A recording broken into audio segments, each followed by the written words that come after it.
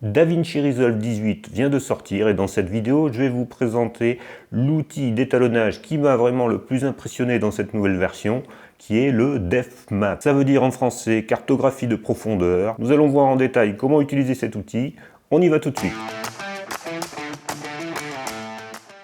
Bonjour et bienvenue sur Pix'n'Light. Si vous n'avez pas vu la vidéo qui concerne les nouveautés de DaVinci Resolve 18, je vous conseille d'aller la voir, vous aurez un petit lien ici, mais aujourd'hui nous allons parler du DepthMap pour l'utilisation en étalonnage, parce qu'on peut aussi l'utiliser dans Fusion pour d'autres applications, on verra ça une autre fois peut-être. Le DepthMap est un outil qui est disponible seulement dans la version payante DaVinci Resolve Studio. C'est vraiment très puissant, ça veut dire cartographie de profondeur, ça veut dire qu'on va pouvoir faire un étalonnage différencié entre les différents plans de notre image, entre le premier plan, l'arrière-plan, éventuellement avec une graduation entre les différents plans, mais on peut aussi complètement séparer le premier plan de l'arrière-plan. On va voir ça tout de suite dans le logiciel avec différents exemples.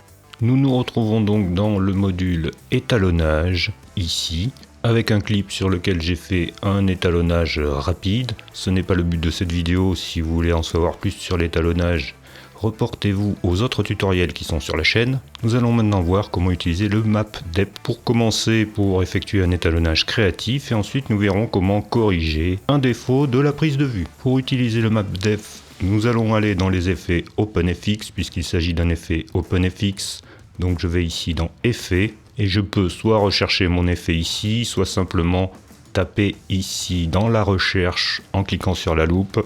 Je tape Map, et maintenant j'ai ici mon effet, qui s'appelle d'ailleurs DepthMap. Je crois que depuis le début de la vidéo, je l'ai appelé Map Depth, mais c'est bien celui-ci qu'il faut utiliser. Alors cet effet, il ne faut pas le glisser sur un node vide, ici, sinon je n'aurai pas la bonne configuration et je ne pourrai pas l'utiliser. Il faut l'attraper ici avec la souris et le glisser sur mon arborescence ici pour qu'il soit connecté correctement aux autres nodes. Mon effet est maintenant connecté correctement et au bout de quelques secondes, je vois la map qui s'affiche. C'est un effet qui prend pas mal de ressources, donc on a parfois quelques latences pour l'instant. Peut-être avec les mises à jour, ça va s'améliorer, mais on a pour l'instant quelques latences. Alors ce que je vois dans cette cartographie, c'est que j'ai différents niveaux de gris en fonction de la profondeur de l'image. L'arrière-plan est plus foncé et l'avant-plan est plus clair. Donc selon l'effet que je souhaite faire, je pourrais laisser ceci comme cela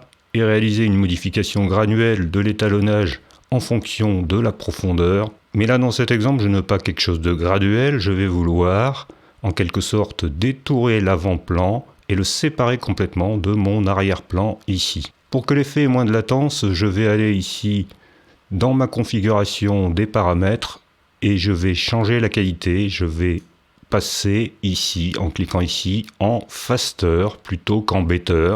Une fois que mes paramètres seront totalement configurés, je pourrai repasser en better pour avoir une meilleure détection. Mais là, sur mon PC, je préfère passer en faster pour avoir moins de latence. J'ai ici une coche DepthMap Preview qui me permet de visualiser ici mon masque. Si je le désactive, je vois mon image comme elle est à la sortie.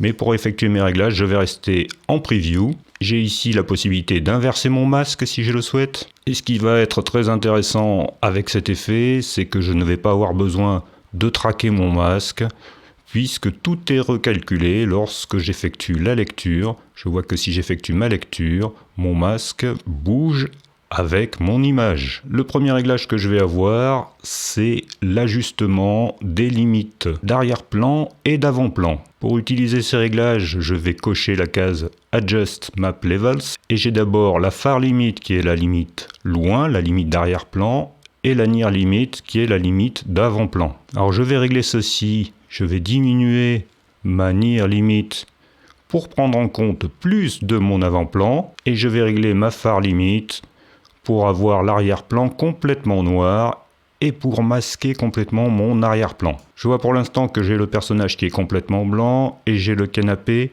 qui est légèrement gris.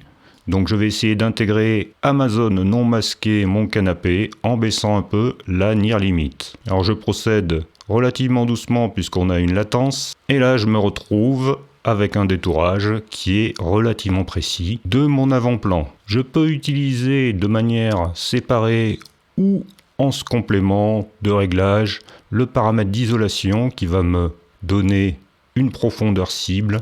La profondeur cible, si je désactive ici mon adjust, la profondeur cible, ça va être la profondeur que je veux retenir dans mon masque et je vais pouvoir définir une tolérance pour pouvoir ajuster la partie autour de cette profondeur cible que je vais vouloir accepter dans mon masque. Et j'ai un réglage de softness qui va venir créer un gradient dans cette zone cible et qui va me permettre d'ajuster la progressivité de mon effet. Mais là, pour cet exemple, je vais désactiver l'isolation et je vais rester juste avec mes paramètres d'Adjust Map Level. Les derniers réglages que je vais avoir, ce sont les réglages de map finesse avec un post-processing qui va me permettre d'avoir quelque chose de fin sur les détails, puisque je vois ici que j'ai un contour grossier. Si je coche la case post-processing, je vois que je vais avoir quelque chose de fin qui va même me prendre en compte les cheveux, les contours fins du visage, les contours fins du tissu. Ce post-processing a des réglages Expand Contract pour dilater ou diminuer la zone prise en compte. Je vois ici, je diminue. Si je diminue mon Expand Contract et j'augmente ma zone, si je l'augmente. Ici, je vais rester au réglage par défaut. Je vais pouvoir effectuer aussi un blur, donc faire un rayon de flou autour de cette zone si je le souhaite. Et je vais pouvoir ajuster la force de ce filtre de Map Finesse ici, en ajustant le curseur Post-Filter. Là, je vais garder les réglages par défaut de Post-Processing. Et pour finir, j'ai un réglage du fondu de l'ensemble. Ici, je vais pouvoir ajuster le fondu de mon masque. Ici, pour avoir un masque plus ou moins actif. Dans ce cas précis, je vais vouloir agir sur l'arrière-plan, par exemple. Donc, je vais cocher la case Invert tout en haut ici, pour pouvoir avoir en blanc la zone sur laquelle je vais agir dans mon node de correction. Une fois que j'ai fait ça, je peux fermer ici mes effets OpenFX et je vais rajouter un node pour effectuer un étalonnage sur mon arrière-plan. Donc je fais Alt-S pour rajouter ce node. Pour l'instant, rien ne change au niveau de l'affichage. Alors je retourne sur mon Depth Map, je retourne dans mes effets et je vais désactiver la Map Preview pour pouvoir avoir la visualisation de mon image lorsque je fais mon étalonnage, bien sûr.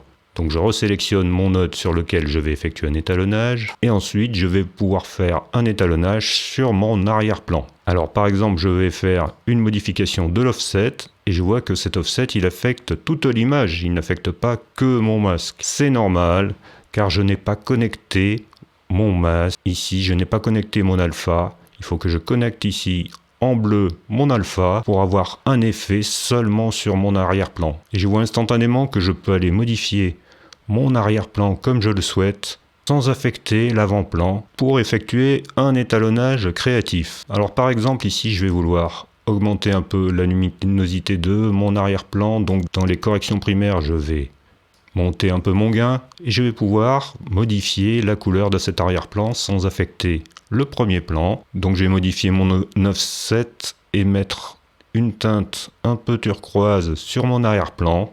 On peut voir avant, après, j'ai éclairé et changé la couleur de mon arrière-plan sans affecter du tout le premier plan. Et si je fais lecture, je vois que je n'ai pas besoin de tracking pour que cet effet suive mon sujet. Alors bien sûr, là j'ai fait un effet un peu excessif, mais on peut aller travailler sur notre arrière-plan sans modifier notre premier plan de manière très fine. Sur mon arrière-plan, je peux par exemple aller rajouter un effet OpenFX. Je vais rajouter un effet OpenFX. Ici, je sélectionne flou. Je vais rajouter du flou dans l'arrière-plan. Donc je prends un effet OpenFX et je vais rajouter par exemple un flou radial. Donc j'amène mon effet OpenFX ici sur l'arrière-plan et je me retrouve avec un flou d'arrière-plan que je peux contrôler dans mes paramètres de flou ici. Je peux rajouter du flou, diminuer mon flou. Nous avons des possibilités créatives vraiment très importantes avec cet effet Depth Map. Alors comment faire si je veux à la fois modifier mon premier plan et mon arrière-plan, mais de manière différente. Eh bien, je vais simplement sélectionner ici mon node sur lequel j'ai fait des modifications et je vais rajouter un node de calque qu'on appelle aussi node Layer en faisant Alt-L et j'ai un nouveau node qui a été créé ici avec mon Layer Mixer ici. Ce type de node va me permettre de visualiser ici mes deux nodes comme si j'avais des calques. Donc par exemple, si je fais une modification de la saturation ici, sur ce node, c'est ce node qui va être visible. C'est toujours le node du bas qui va être visible au niveau de la sortie. Si je désactive ce node, je retrouve la visualisation de celui-ci. Mais lorsque j'active celui-ci, c'est celui-ci qui est considéré comme calque supérieur, donc qui va masquer complètement celui-ci. Alors vous allez me dire, c'est pas forcément très intéressant, puisque je ne vois pas du tout le calque qui est dessous.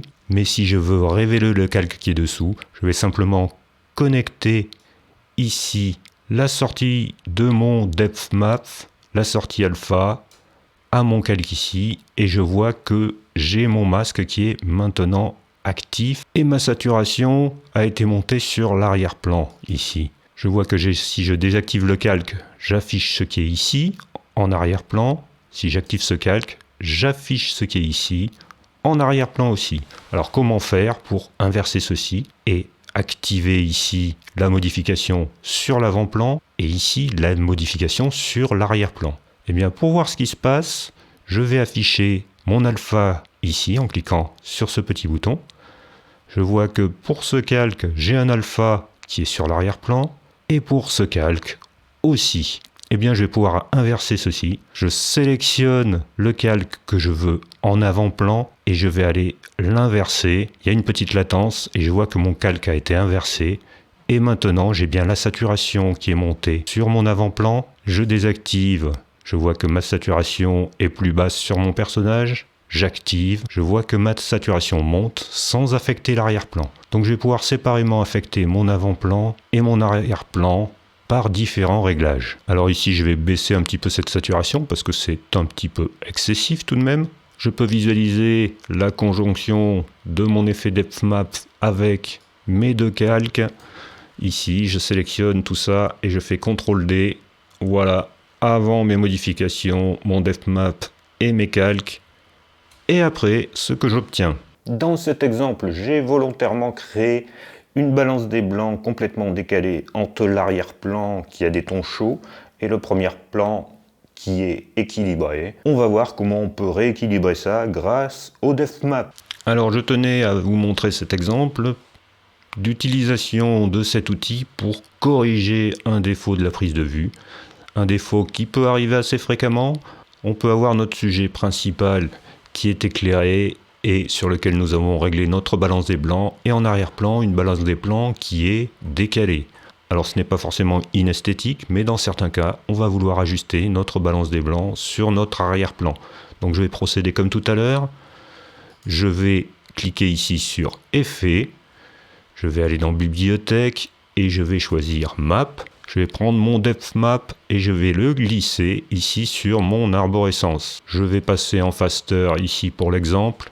Et je vais régler mes limites, donc je coche Adjust Map Level. Je vais régler mes limites pour avoir un arrière-plan complètement noir et un avant-plan complètement blanc.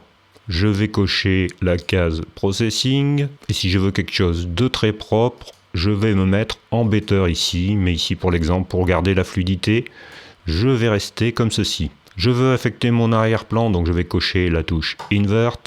Et après mon depth map, je vais rajouter un node série, Alt S, je vais connecter mon alpha en bleu.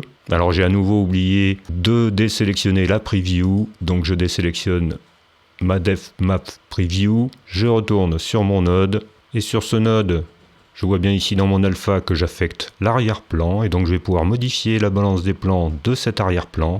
Alors je peux simplement aller dans la température ici, pour régler cette balance des blancs.